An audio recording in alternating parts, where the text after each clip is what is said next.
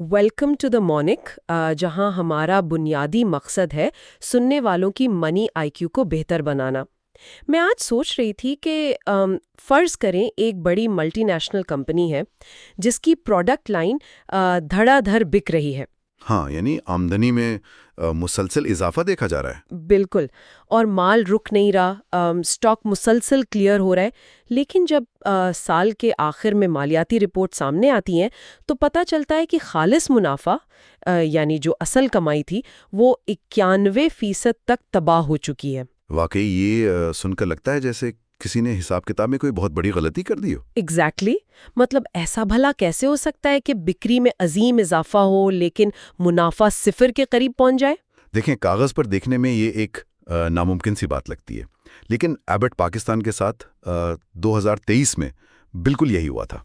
अच्छा। और ये किसी हिसाब की गलती का नतीजा नहीं था, बल्कि एक ऐसी गहरी मार्केट रियलिटी थी जिसने पूरी फार्मा इंडस्ट्री की बुनियाद हिलाकर रख दी थी।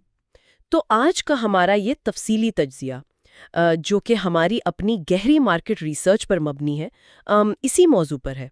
हमारा मकसद यहाँ सिर्फ खुश्क नंबर्स और डेटा पॉइंट्स को दोहराना नहीं है, बल्कि उन ऑपरेशनल मैकेनिक्स को गहरी नज़र से समझना है जो खबरों में नज़रअंदाज कर दिए जाते हैं। राइट। और आज हमारी गुफ्तगू का मरकज़ एबट लेबोरेटरीज पाकिस्तान की मालियाती कारकर्दगी और उनकी आने वाली हिकमत अमली है। एक ऐसी कंपनी जो पाकिस्तान बनने के फौरन बाद यानी 1948 से यहाँ लगातार काम कर रही है। बिल्कुल। और एबट की लेगेसी इस खित्ते में इतनी पुरानी है कि शायद ही कोई घर हो जहां इनकी कोई दवाई या प्रोडक्ट इस्तेमाल ना हुई हो। फार्मा, डायग्नोस्टिक्स, न्यूट्रिशन और डायबिटिक केयर में इनका शोबा बहुत वसी है। हाँ, तो अगर इस कंपनी की बुनियाद पर गौर करें तो हमारी रिसर्च बताती है कि 2025 के आखिर तक इनके तकरीबन 97.9 मिलियन आउटस्टैंडिंग शेयर्स मार्केट में मौजूद हैं। और इनके टोटल 3,988 शेयर होल्डर्स हैं। वेट, थोड़ा यहाँ रुकते हैं। हम्म। ये आउटस्टैंडिंग शेयर्स का आम लफ्जों में क्या मतलब होता है? अच्छा, आउटस्टैंडिंग शेयर्स आसान ज़बान में वो तमाम शेयर्स होते हैं जो इस वक्त इन्वेस्टर्स के पास मौजूद हैं, यानी जो मार्केट में सर्कुलेट कर रहे हैं और उनके ज़रिए कंपनी की ओनरशिप तय होती है। सही। समझ गई। लेकिन इस ओनरशिप स्ट्रक्चर का सबसे दिलचस्प हिस्सा ये है कि 78.85% हिस्सा एसोसिएटेड कंपनीज के पास है। हाँ, जिसमें से अकेला Abbott Asia investments limited 76.26 million shares hold करता है। और दूसरी तरफ आम लोकल पब्लिक के पास सिर्फ 8.17% हिस्सा रह जाता है। तो मैं ये सोच रही थी कि ये शेयर होल्डिंग पैटर्न, यानी जो ओनरशिप का स्ट्रक्चर है, इसका किसी कंपनी के कंट्रोल में क्या किरदार होता है? देखें, शेयर होल्डिंग पैटर्न दरअसल किसी भी मालियाती अदारे का डीएनए होता है। जब किसी कंपनी का तकरीबन 79% हिस्सा एक पेरेंट कंपनी अपने पास महफूज रखती है, तो इसका सीधा सा मतलब है कि पावर और डिसीजन मेकिंग पूरी तरह से सेंट्रलाइज्ड है। अच्छा, मतलब उनका पूरा कंट्रोल है। बिल्कुल। और इससे जो अहम तरीन चीज़ जन्म लेती है वो है लॉन्ग टर्म स्टेबिलिटी। आमतौर पर स्टॉक मार्केट में थोड़ी सी भी नेगेटिव अफवाह पर पैनिक सेलिंग शुरू हो जाती है। हाँ, लोग डर के अपने शेयर्स धड़ाधड़ बेचने लगते हैं। एग्जैक्टली लेकिन एबट एशिया जैसी पेरेंट कंपनी अचानक से घबराकर मार्केट में अपने हिस्से को लिक्विडेट नहीं करती। बोर्ड रूम में आने वाले सारे फैसले एक लंबे अरसे के विजन के तहत होते हैं, ना कि शॉर्ट टर्म प्रॉफिट कमाने की जिद्दोजहद में। सही कहा। और जहां तक बात लोकल जनरल पब्लिक की है, और उनके पास सिर्फ 8% होने का नतीजा ये निकलता है कि बोर्ड के बुनियादी फैसलों पर बाहर का या रिटेल इन्वेस्टर्स का दबाव ना होने के बराबर होता है। तो चलिए इसको थोड़ा और खोल कर देखते हैं। ये तो वही कहानी हो गई कि गाड़ी की स्टीयरिंग व्हील मजबूती से एक ही तजुर्बेकार ड्राइवर के हाथ में है। हाँ, बिल्कुल ऐसी बात है। यानी पिछली सीट पर बैठे हुए लोग शोर तो जरूर मचा सकते हैं, लेकिन गाड़ी कहाँ जाएगी और किस रफ्तार से जाएगी, ये सिर्फ ड्राइविंग सीट पर बैठा शख्स ही तय करेगा। सही मिसाल दी आपने। लेकिन इस मजबूत गाड़ी को 2019 में काफ़ी संगीन झटके लगे थे। हमारी रिसर्च के मुताबिक उनकी सेल्स में नाम के बराबर यानी सिर्फ 1.47% का इजाफा हुआ था। और जो इनका मेन शोबा है यानी फार्मा सेल्स, वो 3.5% गिर गई थीं। वजह क्या थी इसकी? उस वक्त की मैक्रो इकोनॉमिक हालात काफ़ी ख़राब थीं। रुपए की कदर मुसलसल गिर रही थी और महंगाई में बेतहाशा इजाफा हो रहा था। साथ ही इन्होंने अपने एम्प्लॉयज की तादाद 1465 से बढ़ाकर 1540 कर दी थी। जिससे जाहिर है उनके एक्सपेंसेस बढ़े। और नतीजा ये निकला कि नेट प्रॉफिट सीधा 51.75% नीचे चला गया। हाँ, और अर्निंग पर शेयर जिसे ईपीएस कहते हैं, वो गिरकर सिर्फ 13 रुपए 28 पैसे पर आ गई थी। वेट, यहाँ थोड़ा इन टर्म्स को क्लियर कर देते हैं सुनने वालों के लिए। टॉप लाइन और बॉटम लाइन का जिक्र बार बार आता है। इन दोनों में बुनियादी फर्क क्या है? अच्छा, टॉप लाइन का मतलब होता है टोटल रेवेन्यू या टोटल आमदनी, यानी कंपनी ने चीजें बेचकर जो टोटल पैसा बनाया। और बॉटम लाइन का मतलब है नेट प्रॉफिट, यानी खालिस मुनाफा, जो सारे खर्चे, टैक्स और लागत निकालने के बाद आखिरी में बचता है। सही। तो 2019 में उनकी टॉप लाइन तो थोड़ी सी बड़ी थी, लेकिन बॉटम लाइन आधी रह गई थी। उन हालात में लग रहा था कि कंपनी इस माली दलदम में बुरी तरह फंस चुकी है। लेकिन फिर 2020 में अचानक कोविड का तूफान आया और तस्वीर बिल्कुल बदल गई। यहाँ जो सबसे हैरानकुन बात है वो ये है कि कोविड एक ऐसी आलमी आफत थी जिसने दुनिया भर की सप्लाई चेन्स को तोड़ा और बड़ी बड़ी फैक्ट्रीज के शटर गिरा दिए थे। हाँ, हर इंडस्ट्री तबाह हो रही थी। लेकिन हेल्थ सेक्टर के डायनामिक्स इस दौरान बिल्कुल मुख्तलिफ थे। जब फिजिकल दुनिया बंद हो रही थी, इनकी सेल्स अचानक 17% बढ़ गईं। वेट, वाकई 17% का इजाफा एक आलमी बहरान में? बिल्कुल। अडल्ट न्यूट्रिशनल सप्लीमेंट्स में 37.5% का अजीम इजाफा देखा गया, क्योंकि लोग अपनी इम्यूनिटी को लेकर शदीद खौफजदा थे। ओह हाँ, सब लोग विटामिन्स और इंश्योर वगैरह ढूंढ रहे थे। एग्जैक्टली।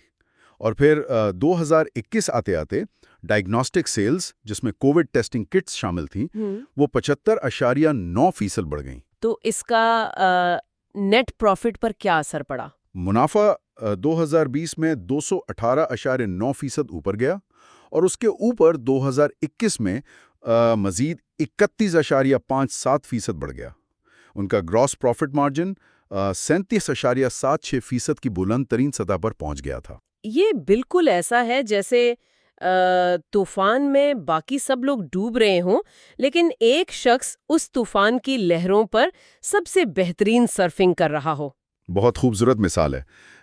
वाकई ऐसी हालत थी। लेकिन यहाँ मुझे थोड़ी सी उलझन महसूस होती है और हिसाब पूरी तरह समझ नहीं आ रहा। क्या उलझन है? देखें, टॉप लाइन यानी टोटल आमदनी का बढ़ना तो पूरी तरह समझ आता है। लोग टेस्टिंग करवा रहे थे, विटामिन्स खरीद रहे थे, डिमांड आसमान पर थी। लेकिन बॉटम लाइन यानी खालिस मुनाफा इतनी तेज रफ्तारी से कैसे बढ़ गया? मेरा मतलब है कि 2019 में तो उनके खर्चे इतने ज्यादा थे कि मुनाफा आधी सतह पर आ गया था। फिर 2020 के उस मुसलसल बहरान और लॉकडाउन में अचानक वो बढ़ाए हुए एक्सपेंसेस कहाँ गायब हो गए थे? इसका अहम तरीन जवाब ऑपरेशनल एक्सपेंसेस के मैकेनिक्स में छुपा है। देखें, फार्मा इंडस्ट्री का ऑन ग्राउंड काम करने का तरीका जरा मुख्तलिफ होता है। अच्छा, किस तरह? उनका एक बहुत बड़ा बजट ट्रैवल और प्रमोशनल एक्टिविटीज पर खर्च होता है। हजारों सेल्स रिप्रेजेंटेटिव्स रोजाना डॉक्टर्स के क्लिनिक्स के चक्कर लगाते हैं। सही। और बड़ी मेडिकल कॉन्फ्रेंसेस भी तो होती हैं उनकी। Exactly. Large scale medical conferences arrange होती हैं, होटल बुकिंग्स होती हैं, महंगा मार्केटिंग मटेरियल छपता है। लेकिन 2020 के सख्त लॉकडाउन ने अचानक इन फिजिकल मूवमेंट्स को बिल्कुल जीरो कर दिया। ओह वाह! तो उनकी ट्रैवल की कॉस्ट और इवेंट्स की कॉस्ट अचानक खत्म हो गई? बिल्कुल ओवरनाइट खत्म हो गई। तो जरा इस मंजर को तस्वर करें। एक तरफ कोविड की फिक्र में आमदनी मुसलसल बढ़ रही थी और दूसरी तरफ लागत एकदम नीचे आ गई थी। इस कॉम्बिनेशन ने उनके मार्जिन्स को एक गैर मामूली बूस्ट दिया। वाकई ये तो कमाल हो गया। मतलब लॉकडाउन लगना इनके एक्सपेंसेस के लिए एक जबरदस्त ब्रेक का काम कर गया और आलमी बीमारी की डिमांड की वजह से आमदनी में वाज़े इजाफा हुआ। सही कहा। लेकिन जाहिर है ये हमेशा चलने वाली सूरत हाल तो नहीं थी। अब उस दौर की तरफ आते हैं जिसने हमारी इब्तदाई हैरत को जन्म दिया था, यानी 2022 और 2023 का संगीन वक्त। हाँ, ये बड़ा मुश्किल दौर था एबिट के लिए। 2022 में टॉप लाइन 15.71% बढ़ी, लेकिन बॉटम लाइन 49.65% गिर गई। और 2023 तो किसी बुरे ख्वाब जैसा साबित हुआ। आमदनी मजीद 12.62% ऊपर गई, लेकिन नेट प्रॉफिट? हाँ, जहां तक मुझे याद है नेट प्रॉफिट 91.29% तबाह हो गया। एग्जैक्टली। सिर्फ 261.78 मिलियन मुनाफा बचा और ईपीएस बुरी तरह गिरकर सिर्फ 2.67 पर आ गई। यहाँ आकर बात वाकई बहुत दिलचस्प हो जाती है।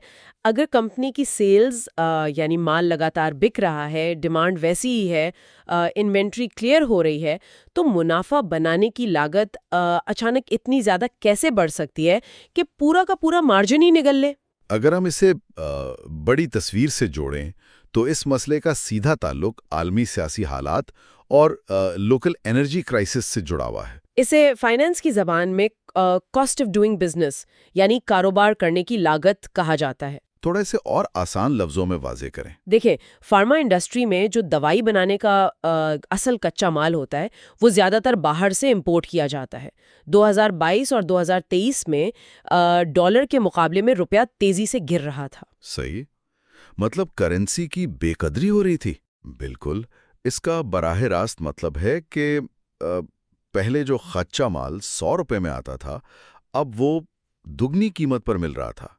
फिर आलमी सतह पर एनर्जी प्राइसेस आसमान से बातें कर रही थीं, जिससे लोकल सतह पर फैक्ट्री चलाने के लिए बिजली और गैस के टैरिफ दुगने तिगने हो गए। ओहो! जब दवा बनाने की डायरेक्ट लागत इतनी ज्यादा हो जाए तो आमदनी का मार्जिन बचता ही नहीं है। इसी वजह से उनका ग्रॉस प्रॉफिट मार्जिन गिरकर सिर्फ 21.30% रह गया था। और इसी के साथ उनकी फाइनेंस कॉस्ट भी बढ़ रही थी, राइट? हाँ, फाइनेंस कॉस्ट आम जबान में वो कीमत होती है जो कंपनी अपने कर्जों पर सूद या इंटरेस्ट की शक्ल में अदा करती है। जब पॉलिसी रेट बढ़ता है तो फाइनेंस कॉस्ट आसमान पर चली जाती है। लेकिन यहाँ आम बिजनेस लॉजिक ये कहती है कि जब भी किसी चीज को बनाने की लागत बढ़ती है तो कंपनी फौरन उसकी कीमत में इजाफा करके अपना बोझ सीधा खरीदार पर डाल देती है। बिल्कुल, आमतौर पर ऐसा ही होता है।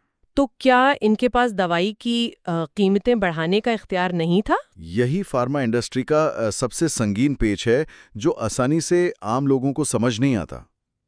दूसरी आम अशिया की तरह फार्मा कंपनीज अपनी मर्जी से मार्केट में दवाइयों की कीमतें नहीं बढ़ा सकती। अच्छा, यानी वो बाउंड होती हैं। हाँ, इन पर हुकूमती कवानीन और रेगुलेटरी अथॉरिटीज का सख्त कंट्रोल लागू होता है। जब तक कीमतें तय करने वाली बॉडी बाकायदा इजाजत ना दे, पैकेजिंग पर लिखी हुई कीमत को 1 रुपए भी नहीं बढ़ाया जा सकता। Oh wow! हालांकि उनकी बनाने की लागत उनकी वसूल की गई आमदनी को क्रॉस कर रही थी। यही वजह थी कि कागज पर उनका माल तो बिक रहा था, लेकिन नेट मुनाफा खाक हो रहा था। ये वाकई उस परफेक्ट स्टॉर्म वाली हालत थी जहां से निकलना किसी भी इदारे के लिए नामुमकिन लग रहा था। लेकिन फिर 2024 में जो जबरदस्त वापसी हुई, वो किसी मौजज़े से कम नहीं लगती। बिल्कुल, इस वापसी ने सबको हैरान कर दिया था। हमारी रिसर्च कहती है कि सेल्स 22.90% बढ़ी और सबसे हैरानकुन बात ये कि नेट प्रॉफिट में 1899.50% का अजीम इजाफा रिकॉर्ड किया गया।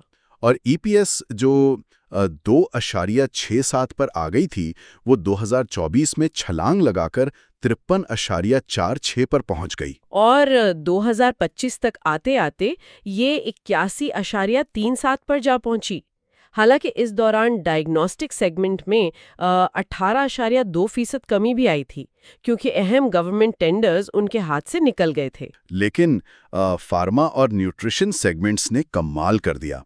और इस अजीम कामयाबी की बुनियादी वजह सामने आई डीरेगुलेशन। डीरेगुलेशन, थोड़ा इसे समझाएं। यानी जब हुकूमत ने नॉन एसेंशियल दवाइयों और विटामिन्स वगैरह की कीमतों से अपना मुसलसल कंट्रोल आखिरकार हटा लिया। एग्जैक्टली डीरेगुलेशन का मतलब ही यही है कि हुकूमत किसी स्पेसिफिक सेक्टर से अपनी प्राइस कैपिंग हटा ले और मार्केट को तलब और रसद के हिसाब से कीमत तय करने दे। तो इस डीरेगुलेशन के लागू होने से प्रैक्टिकली हुआ क्या?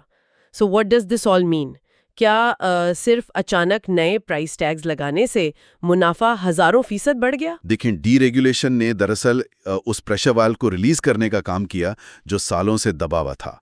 पिछले 3 साल से जो लागत और महंगाई का शदीद प्रेशर कंपनी खुद अपने मुनाफे में से बर्दाश्त कर रही थी, वो हुकूमत के साइड पर हटते ही वो सारा प्रेशर सीधा मार्केट और कंज्यूमर की तरफ शिफ्ट कर दिया गया। सही, यानी महंगाई का सारा बोझ सीधा आवाम पर चला गया। बिल्कुल, नॉन एसेंशियल विटामिन्स और जनरल हेल्थ की दवाइयों की कीमतें नए सिरे से एडजस्ट की गईं, जिससे उनका ग्रॉस प्रॉफिट मार्जिन वापस 35% की सेहतमंद सतह पर पहुंच गया।